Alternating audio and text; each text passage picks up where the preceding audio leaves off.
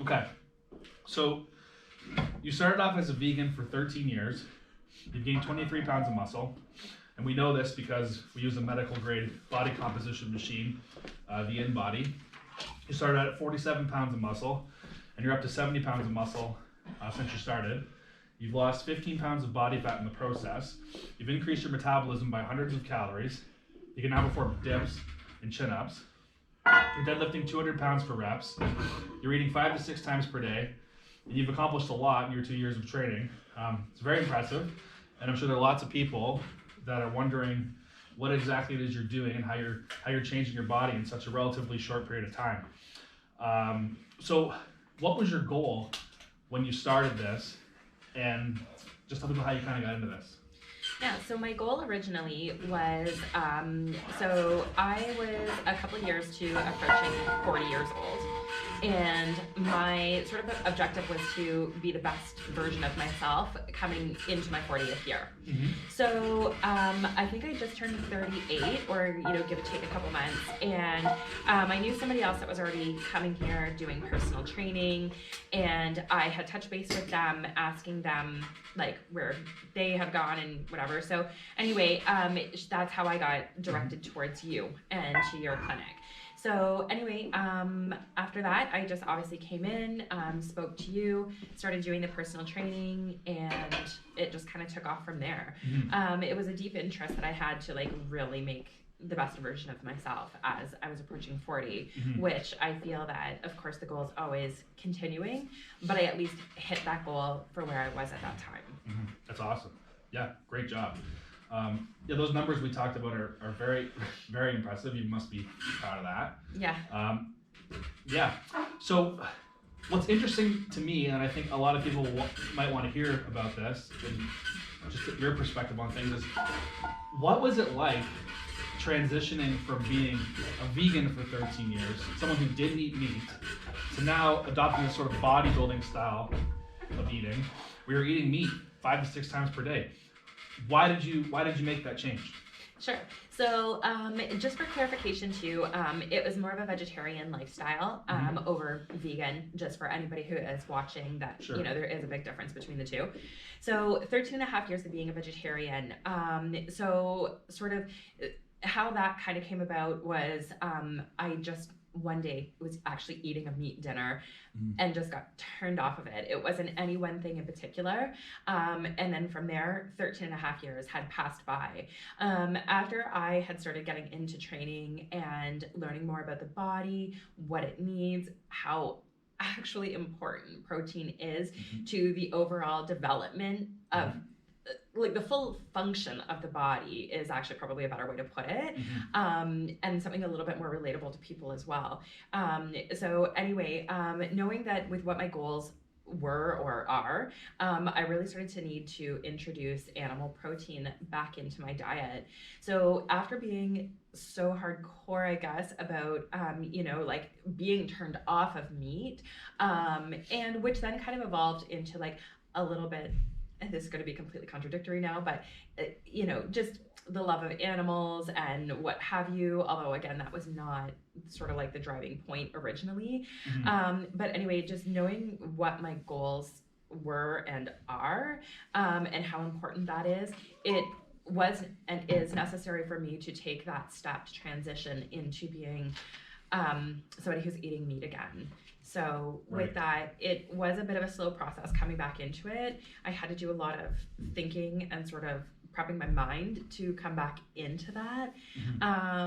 Dealing with, once I started eating meat again, some, like stomach knots and things like that. So, taking some, digestive enzymes and different things like that. But to me, it was highly worth what my end goal is in order to go through the change and to go through the discomfort that I had to go through of switching back and allowing my body to adapt to eating meat again. Right. That's awesome.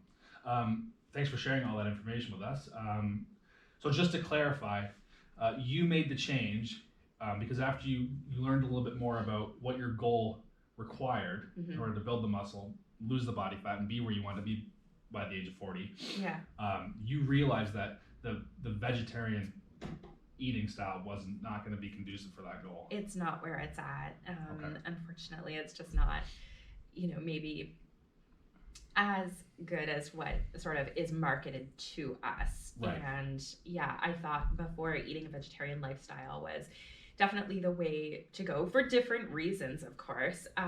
But I like I said, I learned that having the animal protein is necessary for full body function. Like even just set working out aside, it's necessary for your body to function properly. So adding in the working out on top of it, it's even more necessary to be able to attain your goal. Yeah, absolutely. So if you had to say yes or no, would your goals that you have accomplished, adding 23 pounds of muscle in 2 years, have been possible without making that change? I'm going to go with probably not. Right. No. So for anybody listening who thinks they're going to do that, your advice would be to... Yeah. It's going to be difficult.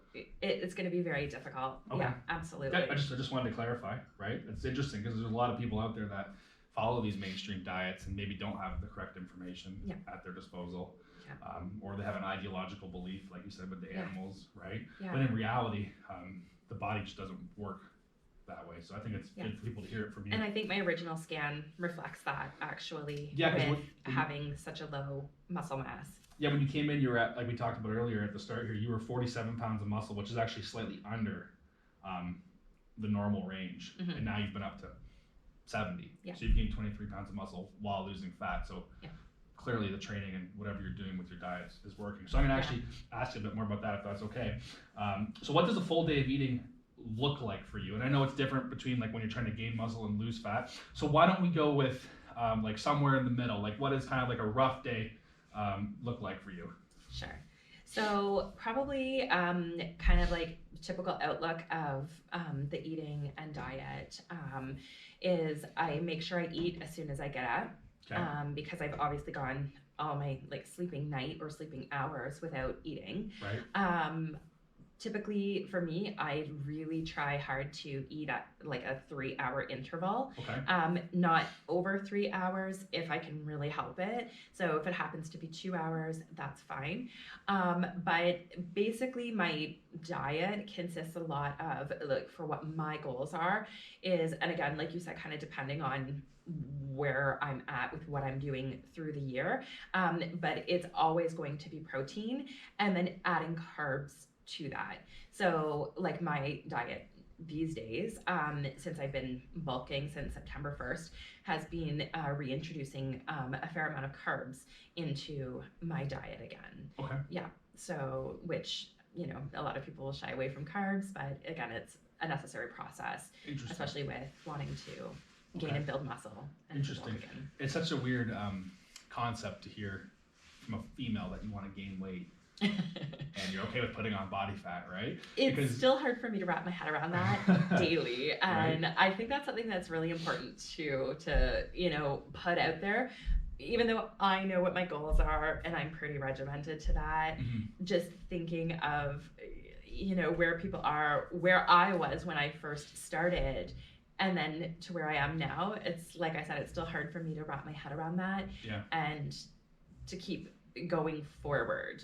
So no, for sure, but it is sort of necessary to build more muscle in a shorter period of time. Completely. Like if you want to go small calorie surplus, you can build muscle slowly, but it might take you 10 years to accomplish what you accomplished in 2. Yeah. Right. So you have to increase it if you want the results faster. And then when you pull that body fat off, the muscle's still there and the fat will come off again.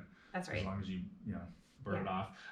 Anyways, we kind of touched on the bulking and the diet.